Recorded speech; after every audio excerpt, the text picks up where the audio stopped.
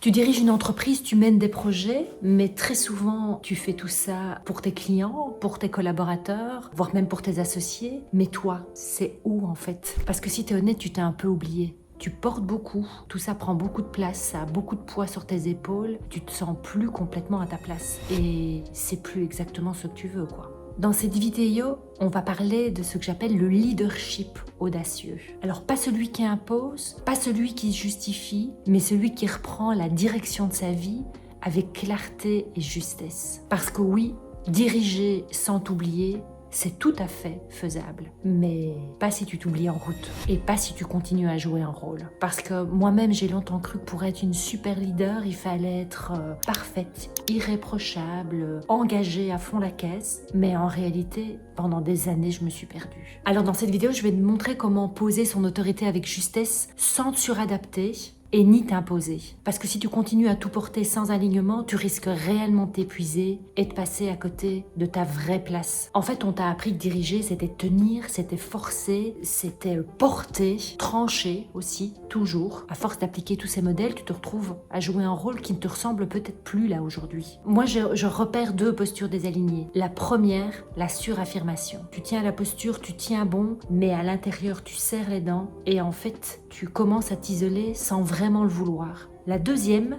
c'est la suradaptation. Tu restes souple, à l'écoute, arrangeant, empathique, orienté vers l'autre. Tu ne décides plus vraiment. Tu glisses dans le flou, dans le consensus, qui n'est pas vraiment toi, et dans une certaine sorte d'épuisement. Dans les deux cas, tu te désalignes. Tu fais, tu assures, tu gères, mais plus à partir de ton centre vraiment. Tu ne te diriges plus toi. Alors le leadership audacieux, c'est pas s'imposer, c'est habiter pleinement ta direction intérieure. Et qu'est-ce que ça change? 3 choses. La première, tu décides avec clarté, pas pour plaire, ni contrôler.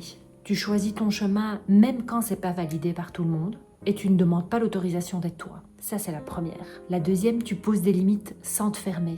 Tu dis non, tu ajustes. C'est pas contre l'autre, évidemment. C'est pour rester juste avec toi. La troisième, tu n'as plus besoin de te justifier, tu fais des choix conscients, tu les assumes sans devoir les expliquer 1000 fois. Et ce qui est dingue avec ça, c'est qu'en fait ça s'ajuste autour de toi. Les équipes, elles s'auto-contrôlent, entre guillemets. En fait, ce qui est fou, c'est que ça se ressent autour de toi. Les équipes, elles s'ajustent, ton entourage, il s'apaise, et ta posture, elle devient inspirante sans que tu cherches à convaincre. C'est une autorité calme, enracinée et naturelle. Pas un costume. J'ai envie de te partager 3 leviers pour retrouver ton autorité intérieure. Réapprends à dire oui, mais d'abord pour toi. Avant de dire ok, demande-toi, est-ce que c'est juste pour moi? Parce que diriger, c'est d'abord se respecter soi-même. Réapprends à dire oui à toi, c'est assumer sans t'expliquer, sans te justifier. Tu peux dire non, je change d'avis, sans devoir te justifier. Ta clarté intérieure suffit. Et le troisième, c'est ancre-toi avant de décider. Avant une prise de parole, avant une réunion, avant de prendre une décision, avant de faire un choix, avant de répondre à un collaborateur, à un client, à un fournisseur. Respire, sens ton corps et reviens à toi. Tu ne parleras pas depuis ton mental uniquement, bien sûr il sera là, mais pas que lui, mais depuis tout ton axe mental, émotionnel et corporel. Alors si tu veux retrouver une posture claire, enracinée et juste, je te réserve 30 minutes offertes pour un diagnostic audacieux. Le lien est ici dans la vidéo en dessous.